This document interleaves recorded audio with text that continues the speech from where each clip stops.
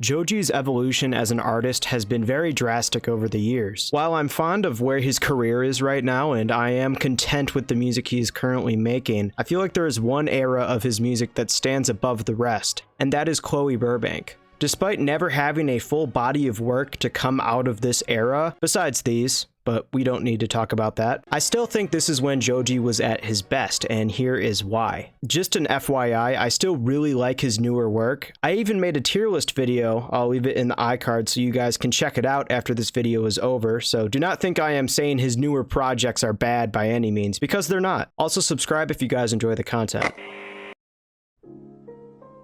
Despite lo-fi becoming pretty mainstream in the last few years, Joji did it before it was cool. Of course, I'm not saying that he invented this sound, but he definitely was one of the best early on. While a lot of lo-fi artists, even now, tend to just make beats, Joji was able to sing to add more depth and a new layer to his songs, something a lot of people in the genre do not do. It also helped that he was really good at coming up with melodies. With this lo-fi style, I find it much more unique than his pop-style albums, which are good, but nowhere near as good as Chloe Burbank.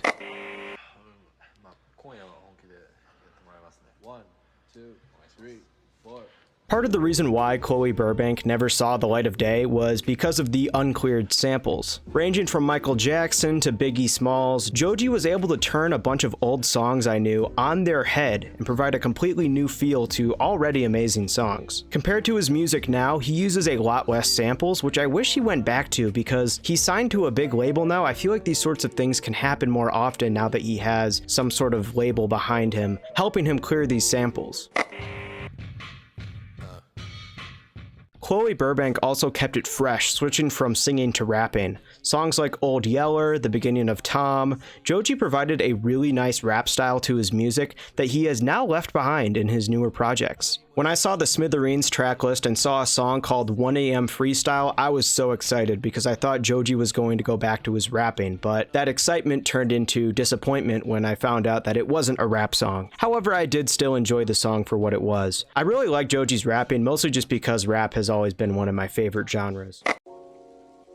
A lot of people had criticism for his most recent album Smithereens, saying that it lacked inspiration and direction. While I do not entirely agree with that, I will say the music Joji made from the Chloe Burbank era was easily his most inspired out of any of his projects. This kind of ties into my previous points about him being able to rap and also sing with these use of samples that I never would have thought would have worked the way it did, and putting this under the lo-fi umbrella and then pushing that genre to its very edges. Some of you may know that Joji produces a lot of his music using GarageBand, which I must say is quite impressive using a free software. However, his recent releases feature a lot of other producers, with only a few songs being produced entirely by him. And funny enough, I actually found Night Rider to be my favorite song on Smithereens, and sure enough, that is one of the songs that he produced by himself. I think what made the Chloe Burbank era so special was that Joji had 100% creative liberty in making what he wanted. And not to mention, this was music he was making before he signed to 88 Rising, meaning that no one was in his ear telling him what he needed to do.